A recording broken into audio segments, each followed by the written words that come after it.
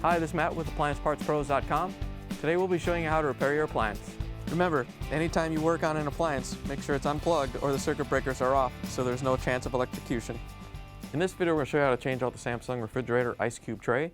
It's going to be a very easy repair and should only take a few minutes to show you how to do it. If you already have one of these, great. If not, you can click on the link below or get it at AppliancePartsPros.com.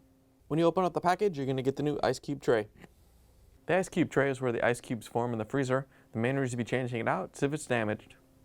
In order to get to the part, we have to open up the freezer door. Once you have the door open, we have to take the drawer out. So we're just going to pull it out a little bit, and you want to make sure that the rails on each side are pushed all the way up like this. And then we can lift up on the drawer and pull it out.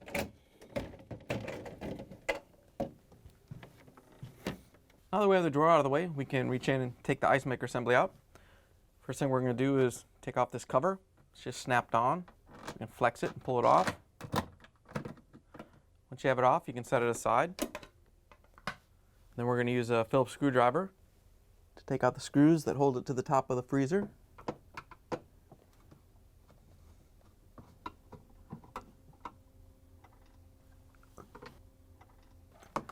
Once you have both screws out, you can grab the ice maker and pull it towards the front of the freezer.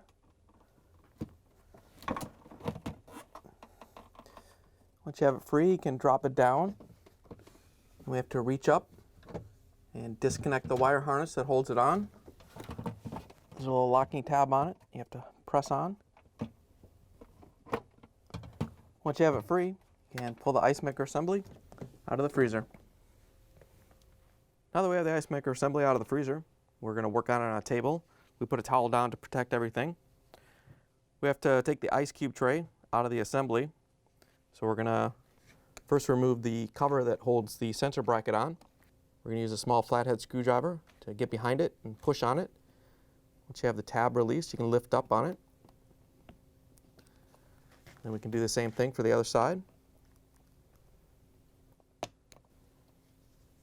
Once you have both of them released, we can lift the cover off. And then we can lift off the sensor bracket. You just have to lift up on it, make sure the sensor comes out of it, and set it aside. Once you have the sensor bracket off, we can take the sensor off. Just have to take it out of the little wire holders.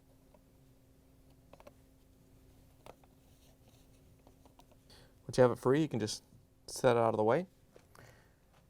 Then we're going to press on the little release tab so we can slide the ice maker control head off the assembly.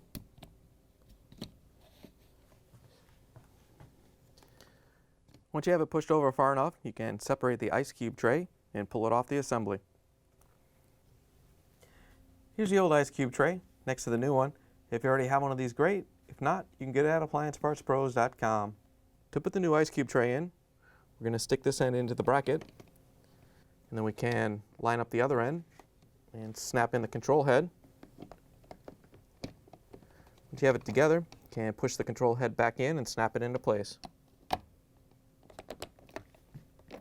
Once you have it snapped into place, we can put the sensor back in. All you have to do is grab the sensor and run it across the ice cube tray, and we can hook it underneath its mounting point.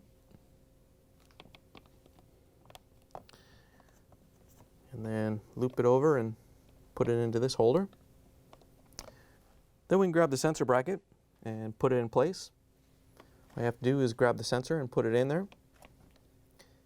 If it comes out of the little wire holder, you can put it back in there once we get the sensor bracket in place.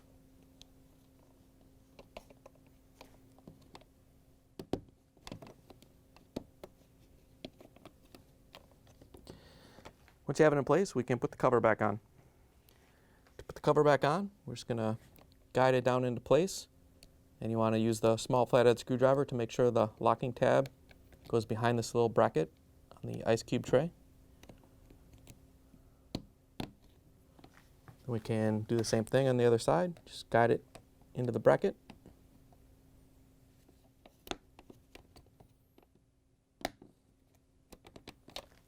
Once you have it in place, we can put the ice maker assembly back into the freezer. To put the ice maker assembly back into the freezer, I'm just going to line it up so we can plug the wiring harness in. can only go on one way. Make sure it snaps on so you get a good connection. Once you have it in place, we're going to lift it up so the fill tube goes up through the opening. And push it back and lock it onto the mounting legs in the back.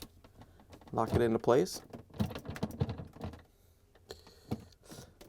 Once you have it in place, we can use the Phillips screwdriver to put in the screws on the front.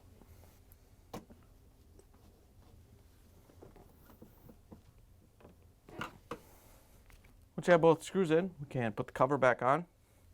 Just have to line it up and snap it back into place. Once you have it on, we can put the drawer back in the freezer.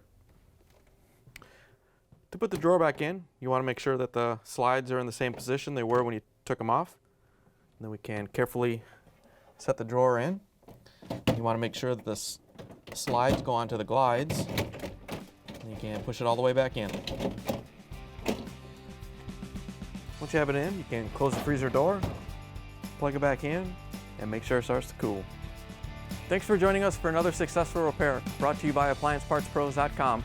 Check out our other repair videos on our site, Facebook, and YouTube.